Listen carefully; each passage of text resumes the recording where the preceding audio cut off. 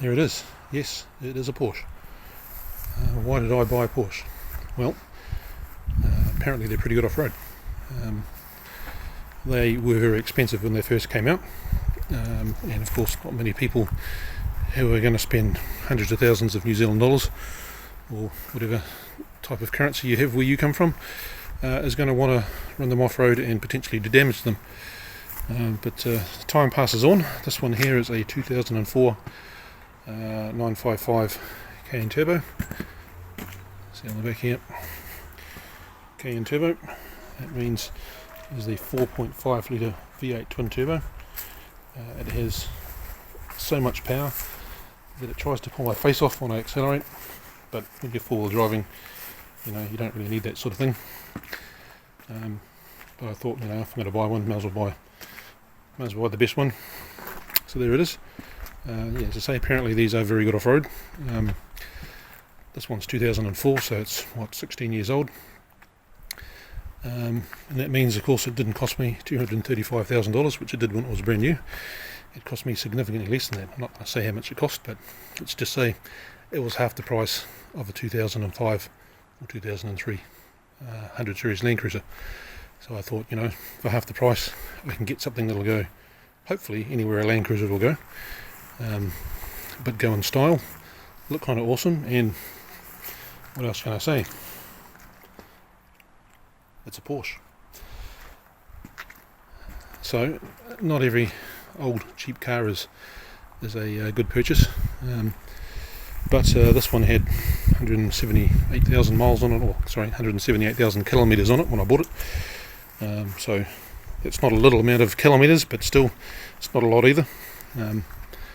Apparently most of the things that go wrong on these things have normally gone wrong and been fixed under warranty by 150,000 Ks. So I thought this was probably a good age to buy it at. I have had a couple of things go wrong on me so far, but only minor ones. One of them is, I don't know how else it'll turn up on the video, but haven't solved that one yet, but I will shortly. So there's water getting into the headlight, so that's not a big deal. I have emptied the headlight out once, and that worked out fine. But I just need to empty it out again and seal it this time.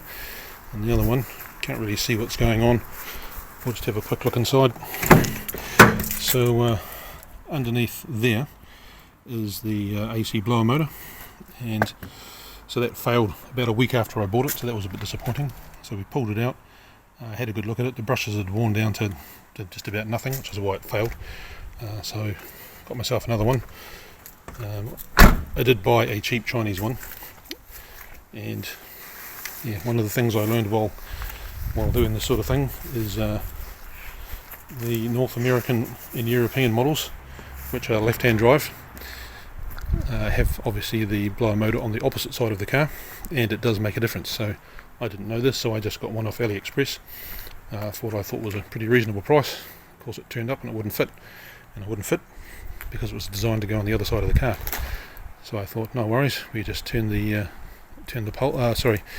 it out and put it into the housing out of this car, and that worked fine. But of course the motor also rotated in the opposite direction, so we're able to switch the wires around to get it rotating in the correct direction. But of course all the blades on the blower are facing the wrong way, so that was a bit of a pain. It does work, it just doesn't work as well as it probably should have. So lesson learned.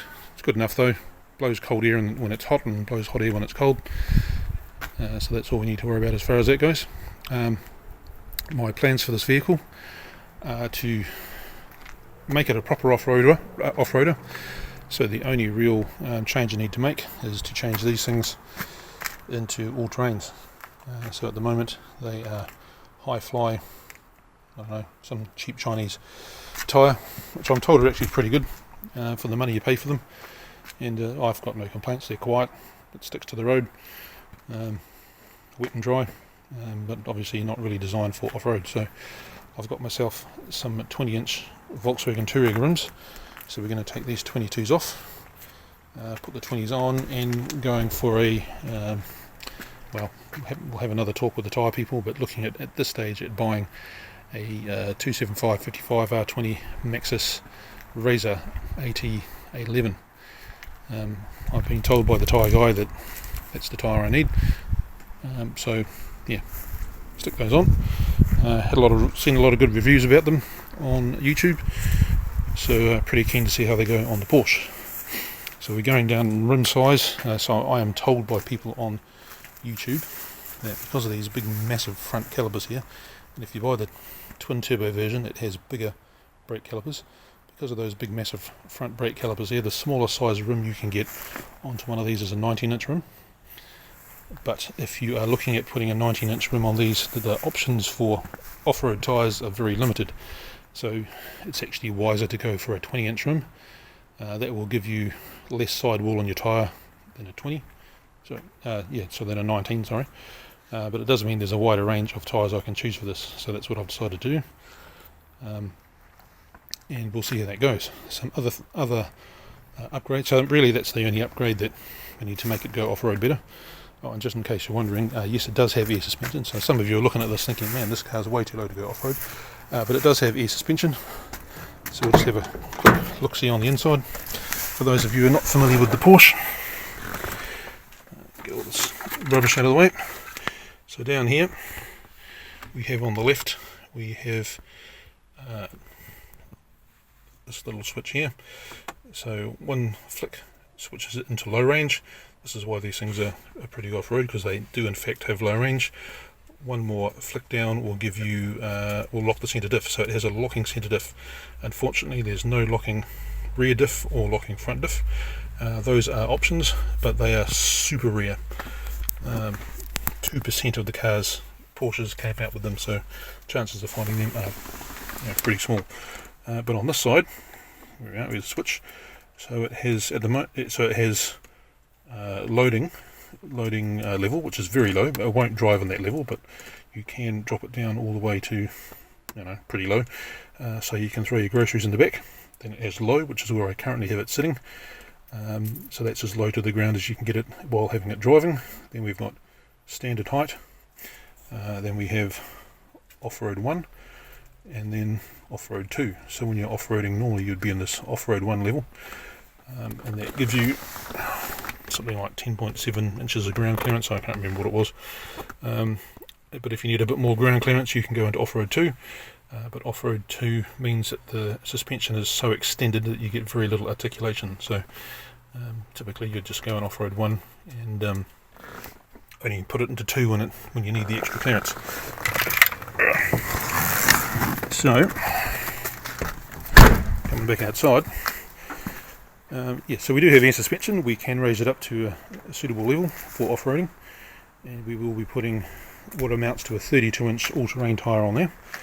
The other things we want to do is just have a quick look under here. Don't know if we can see that, but it's picky dog. It's got this nice big heavy fun-killing muffler, so we're going to get rid of that and put in something that makes a lot more noise, so it sounds the business. If you're going to have a V8, you might as well have it sound like a V8, otherwise what's the point? And I plan on using this as a business car too, so we will be getting some sign writing on that, but I'll leave that as a surprise as to exactly what that's going to look like, but should make the whole thing look a bit nicer. So those are the main changes we're going to do.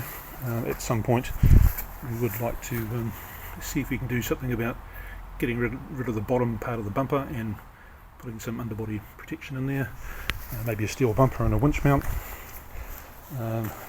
ideally having some rock sliders on the side, underbody protection all the way through, and getting rid of the bottom half of the rear bumper too, just to give you, so your approach and departure angles are a bit better. They're already very good, but you can make them better. And also at some stage, not really quite sure how I'm going to do it yet, but fit a spare tyre mount on the back here somewhere. So at the moment we'll just have a quick look inside to excuse the mess. So under here is your spare tyre, and it is tiny, and it's also not inflated. So there's the cylinder for the air suspension. So my car didn't come with it, so I'll have to go and find one somewhere, but they do come with a hose which you can attach under the passenger seat, I think it is, to a little nozzle there, and an air hose for pumping up tyres. So the idea would be, of course, you get a flat tyre, you pop the spare tyre on, and then you hook it up to the hose and put the tyre up. But you know, when you're off-roading, you want an off-road tyre, you don't want that stupid thing on there. So yes, ideally we'll make a mount at the back, or potentially a roof rack on top, and put a spare tyre. I think I'd prefer having the tyre on the back, just because this is my daily driver, and roof racks make a lot of noise, and I'd just prefer it not to make all that noise. But you know, we'll see how we go. So those are the plans. That's the car. You can all laugh at me as much as you like. I've bought it now, so there's no going back, and plan on having loads of fun with it, hopefully. Not having loads of things break on it or getting stuck anywhere. So thanks for watching, and as the upgrades are made, I'll just keep you posted. So there won't be a regular video coming out at all. It'll just be, you know, whenever I get around to doing something, I'll stick a video on and just sort of see how things go. Also, if things go wrong, I plan on posting videos about fixing them. So if you ever decide to get yourself a Porsche Cayenne or even a Volkswagen Touareg, essentially the same car, hopefully any information that I find while I own this thing will be useful to other people as well. Thanks for listening, and have a good day.